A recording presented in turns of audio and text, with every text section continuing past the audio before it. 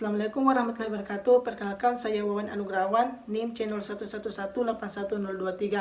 Pada kesempatan ini akan menjelaskan tata cara pemeriksaan Amsler Grid atau pemeriksaan tajam penglihatan sentral, di mana tujuan dari pemeriksaan ini kita mau menilai atau melihat keadaan dari makula pasien dengan menggunakan garis kotak-kotak dengan titik hitam di tengahnya seperti ini.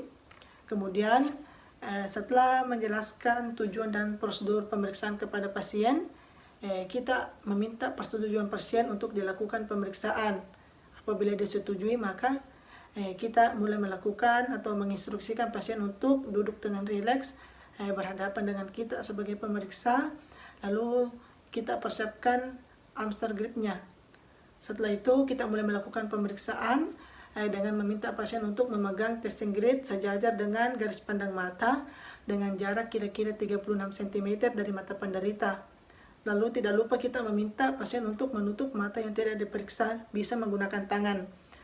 Lalu kita minta pasien untuk fokus ke titik tengah tadi, titik hitamnya.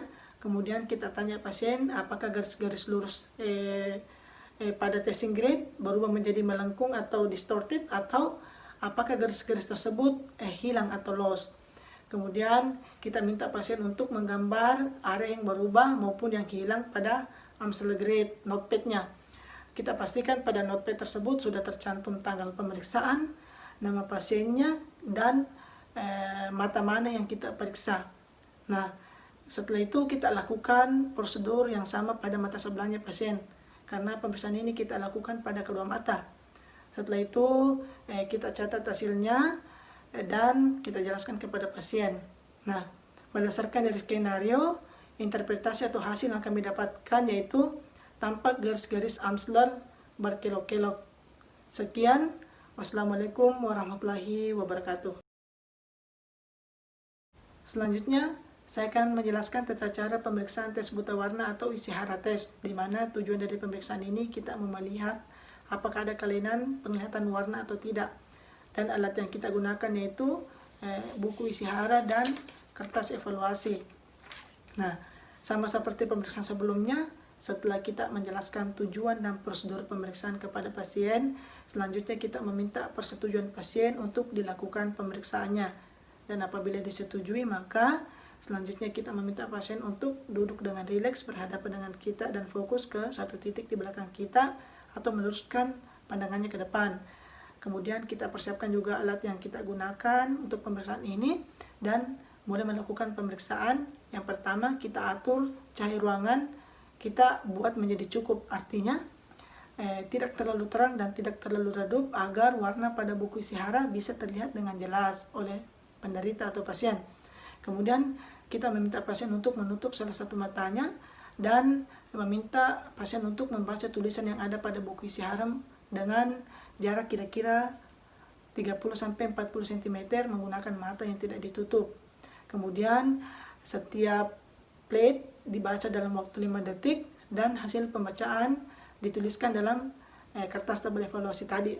Nah, kita lakukan langkah pemeriksaan yang sama pada mata sebelahnya pasien. Lalu lalu hasil pemeriksaan atau hasil pembacaan pada tabel evaluasi kita simpulkan dan jelaskan kepada pasien. Nah, berdasarkan dari skenario di sini kita dapatkan yaitu kesan normal pada pasien, artinya tidak ada kelainan atau pasien tidak ada gangguan atau kelainan penglihatan warna. Sekian, wassalamualaikum warahmatullahi wabarakatuh.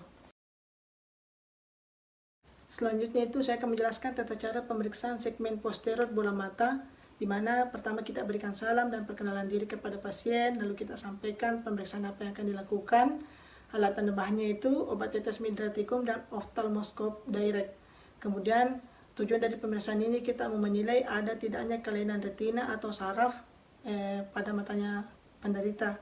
Setelah itu kita meminta persetujuan pasien untuk dilakukan pemeriksaan. Nah, caranya itu sebelum kita melakukan pemeriksaan segmen posterior bola mata, terlebih dahulu kita lakukan pemeriksaan tekanan bola mata dari pasien. Ini kita gunakan metode palpasi, bisa juga dengan metode indentasi dengan tonometer Skiotz. Nah, jika tekanan bola mata pasien normal, maka kita lakukan pemberian tetes mata midriatikum yang akan memberikan efek dilatasi pada pupil pasien, sehingga memudahkan kita untuk melakukan pemeriksaan segmen posterior.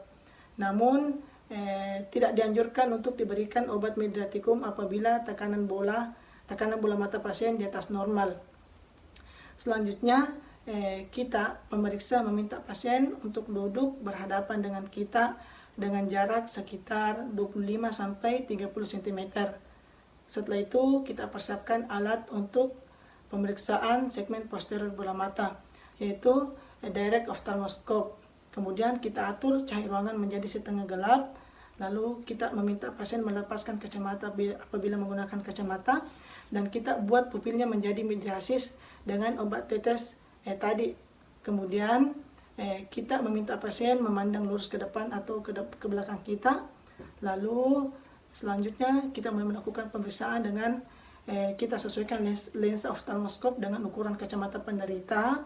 Kemudian mata kanan memeriksa mata kanan penderita, dan mata kiri memeriksa mata kiri penderita.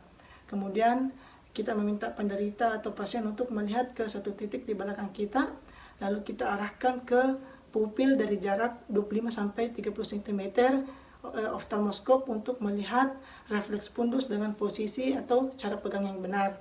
Kemudian kita periksa secara seksama dengan perlahan maju mendekati kurang lebih 5 cm ke mata penderita. Lalu kita sesuaikan fokus dengan mengatur ukuran lensa pada ophthalmoscope, dan kemudian kita amati secara sistematis struktur retina mulai dari papil nervus optik, arteri dan vena retinal sentral, area makula, dan retina perifer. Kemudian kita catat hasil pemeriksaan dan kita jelaskan nantinya kepada pasien. Nah, berdasarkan dari skenario di sini kita dapatkan hasilnya itu atau interpretasinya itu terdapat bercak dan titik berwarna merah yang menandakan adanya perdarahan, serta kita juga dapatkan adanya bercak-bercak putih yang menandakan adanya edema makula, di mana biasanya itu didapatkan pada penyakit-penyakit yang didiagnosis dengan diabetik retinopati. Demikianlah video kali ini, lebih dan kurangnya mohon dimaafkan. Wassalamualaikum warahmatullahi wabarakatuh.